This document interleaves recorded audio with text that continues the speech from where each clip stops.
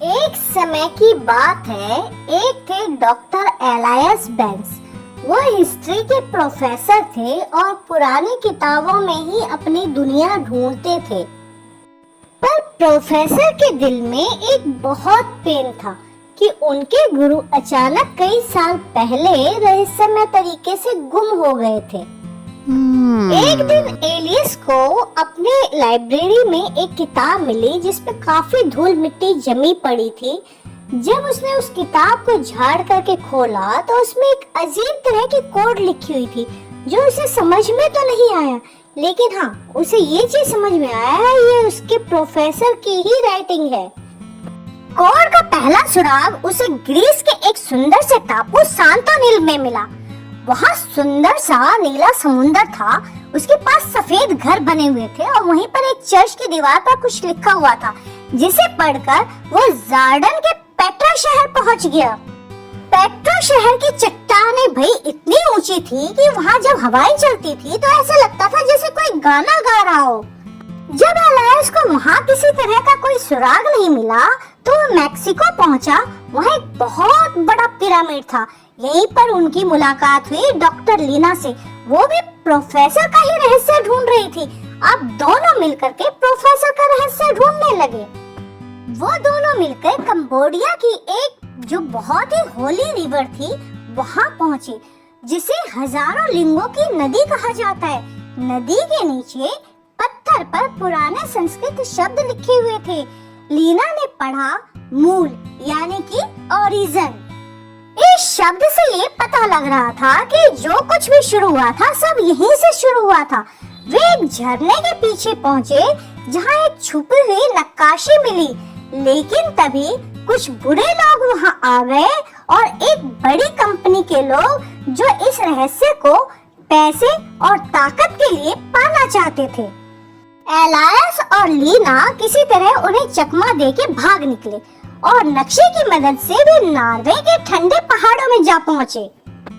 ये वो जगह थी जहां सारी दुनिया के बीज सुरक्षित रखे जाते थे और इस जगह को कहते हैं सीड वॉल्ट।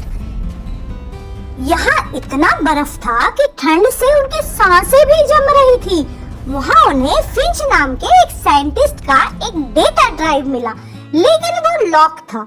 उसे खोलने के लिए किसी जिंदा चीज का डीएनए चाहिए था।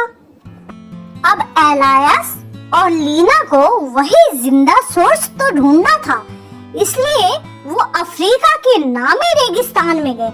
वहाँ रेत इतनी ज्यादा थी कि लगता था सूरज भी झुककर उसे सलाम कर रहा है, और जब हवा चलती तो रेत गाना गाने शुरू कर लेता। पर ये रेगिस्तान ये वही जगह थी जहाँ पर बहुत पुराना पौधा उगता था जिसे जीवित फॉसिल्स कहते थे, और इस पौधे से उस डेटा ड्राइव को खोला जा सकता था। पर कंपनी के लोग तो उनका पीछा छोड़ ही नहीं रहे थे। रेत के तूफान में भूख प्यास से थके होने के बावजूद भी एलायस और लीना ने हिम्मत नहीं हारी। वो उन कंपनी के लोगों से बचते हुए बोलिविया पहुंच गए, जहां दुनिया का सबसे बड़ा सॉल्ट फ्लैट है। इस जगह की खूबी ये है कि बारिश के बाद भी जमीन पर पानी की पतली परत होती है, जिसकी वजह से पूरी धरती आईने जैसी दिखती है, जैसे वो बादल पर चल रहे हो। इसी जगह पर उन्हें फिंच का लास्ट मैसेज मिला। इस मैसेज में फिंच खुद बता रहे थे कि धरती पर एक नेचुरल एनर्जी है और जो हर जगह फैली है। अगर इसको सही तरीके से समझा जाए तो ये एनर्जी दुनिया को फ्री में बिजली और शक्ति दे सकती है। लेकिन उनका पीछा करते हुए कंपनी के हेलीकॉप्टर वहाँ भी आ गए। उनका बॉस उनसे कह रहा था कि ये ऊर्जा दुनिया पर राज करने के लिए चाहिए। उनकी बातों से एलायस और लीना को एक चीज तो समझ में आ गया कि अब हमें ज्ञान की नहीं बल्कि धरती की भी रक्षा करनी है। उसने फिंच का यंत्र चालू किया। धरती हल्की सी गूंज उठी और पानी पर समुद्र की लहरें बनी। सारे इलेक्ट्रिकल यंत्र बंद हो गए। कोई घायल तो नहीं हुआ, पर कंपनी की सारी एनर्जी खत्म हो गई। और इस तरीके से एलायस ने बिना लड़ाई के अपनी बुद्धि और शांति से इस जंग को जीत लिया। कुछ महीनों के बाद एलायस और लीना पहाड़ से एक शांत जगह पहुंच गए।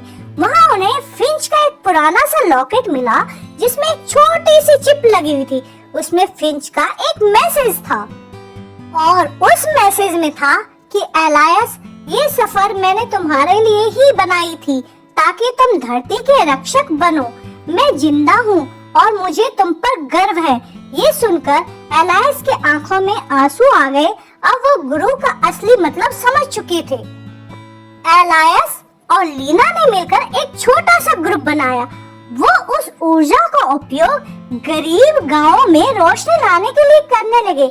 उन्होंने डिसाइड किया इस सीक्रेट को किसी लालची के हाथ तो नहीं लगने देंगे। इस जीत पर एलायस और लीना बहुत खुश थे क्योंकि अब वो धरती के असली रक्षक जो बन गए थे।